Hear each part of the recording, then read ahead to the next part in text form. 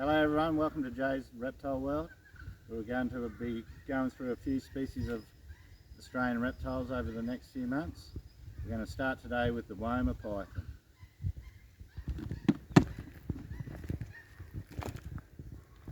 This here is a Woma python.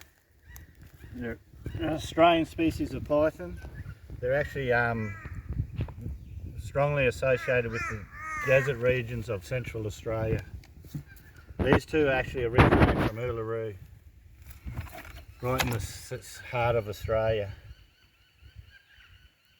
They're a large species of python. There are several different known subspecies. There's the southeast Queensland, the South Australian, the Northern Territory, Tanami, Uluru, the southwest Woma and the western Woma. The southwestern Woma is actually becoming extremely rare. The main place they're still found is around Shark Bay in Western Australia. As you can see, they're a beautiful species. One of only two species of pythons that don't have heat sensing pits, as you can see on the side of the mouth there, along with the black-headed python. They're the only two species that don't have heat sensing pits. This is a male, this one here, and this one's a female. They'll actually be mating in another month or so. They've actually been mating earlier this month as well, in the middle of winter. They can top out at about 2.5 metres, but as I said, the different strains throughout Australia vary in size, the largest being the southeast Queensland and the South Australian. The Northern Territory ones and the Western ones don't seem to get quite as large. They eat a wide range of prey, but they're reptile specialists. The Womas and the black-headed pythons eat a lot of venomous snakes. So if farmers have them on their property, they're well advised to keep them because they will help to maintain the population of venomous snakes down on their properties. They also eat goannas, dragons. They will eat ground nesting birds, things like that, as well as mammals. You can see the beautiful colours in them. They can actually camouflage really well in the grasslands. The male's actually starting to scent the female now. They'll be mating soon. They're commonly mistaken for tiger snakes, these, aren't they? Yeah, some people can mistake them for tiger snakes, but they're found nowhere near the range where you would actually find a tiger snake. So, tiger snakes are found in southeastern Australia and just into Queensland, mainly along the southern border. Yeah, southern border ranges. So right up in the highlands. But yeah, if you think you're seeing a tiger snake in the desert, it will be one of these. But you can get some eastern and western browns that are banded as well. So you got to actually know the keys for identification of each species. You can see they're just starting to warm up in the sun. They're actually loving the sunshine. So we will be putting them back together to mate, and I'll put them back in their cages later. One of the most popular species in herpiculture now, even in America. 30 years ago, Womas were virtually unobtainable in captivity. Now there are heaps of breeders. They're one of the herpiculture's most popular species. I also know that the diamond python is very popular in America too. You can see how placid they are. They very rarely bite. We'll be looking at the black-headed python next weekend. They actually bite a bit, but they do a lot of bluffing. For this species, they never bluff, they're just so placid. You can see there now, you can just pick them up. One of the most placid snakes you'll ever find. So even wild caught ones are always placid.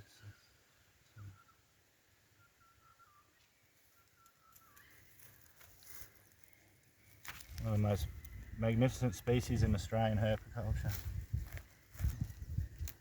You can see the variation in colour and pattern.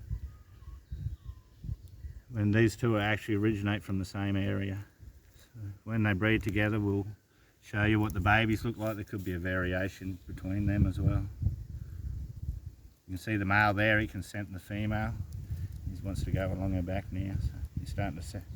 When the females are receptive for mating, they will give off some pheromone scent, and the males will follow that scent through the wild. And you can see there now he's starting to pick up the scent a bit, so because she's coming on to breeding. Magnificent species, very popular in herpiculture. Over the next few weeks we'll be going through a lot of different python species in Australia, and then we will go through the venomous snakes in Australia too. And we'll also do venomous snake bite treatment for Australian elapids, as well as husbandry techniques and just safety techniques for keeping elapids in Australia. The tools you need, etc.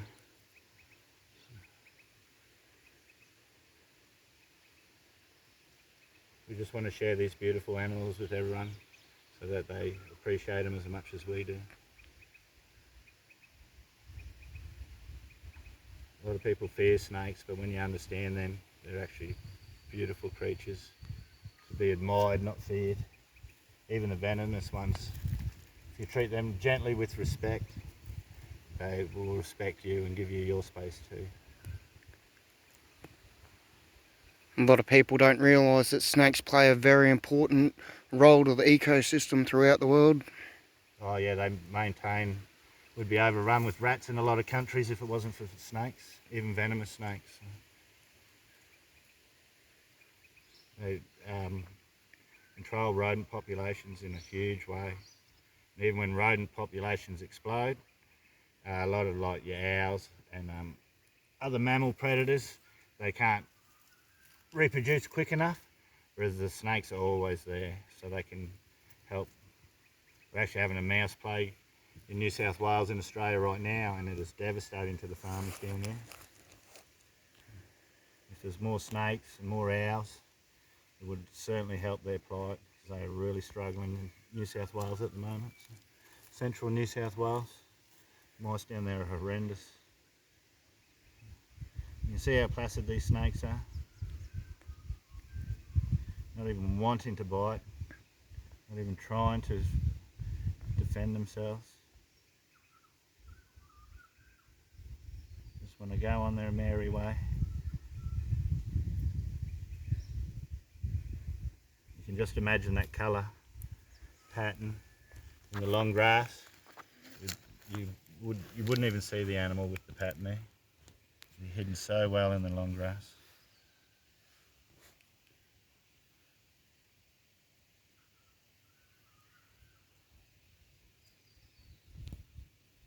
You see the male's following her scent. He's starting to pick it up. He's going to want to, we'll put them back together when we put them in the cages and see how they go. My daughter loves holding these ones because they're so placid.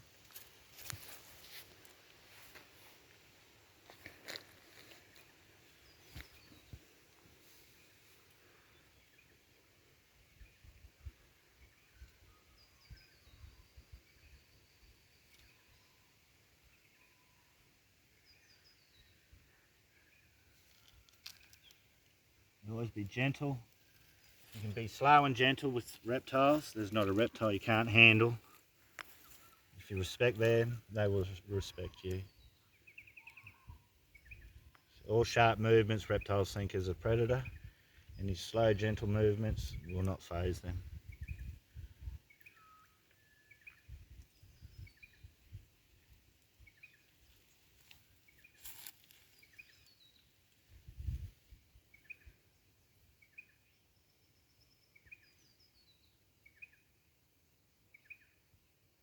They hibernate for about 3 months of the year, but even when they're in hibernation, they will come out on sunny days, sun themselves, warm themselves in the sun. They actually mate over winter, and late spring, early summer, the females usually lay the eggs, which take about 2 months to hatch. Once the babies hatch, they're on their own. Like most reptiles, except your crocodilians. The babies are on their own virtually from when they hatch. When they hatch, they have all them instincts already embedded into their brain. So after the first shed, they're up and running, ready to hunt, hide, defend themselves. All those instincts are inbred into their being. See, the female's a lot more active than the male at the moment.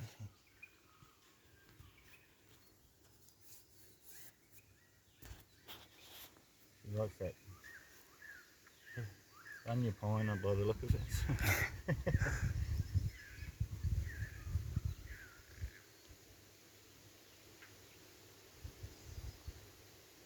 Well, that's it. That's our Woma pythons we wanted to share with everybody.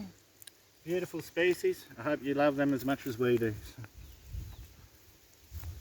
Thanks for watching, and tune in next week when we'll be seeing the black-headed python. Thanks everyone. Take care.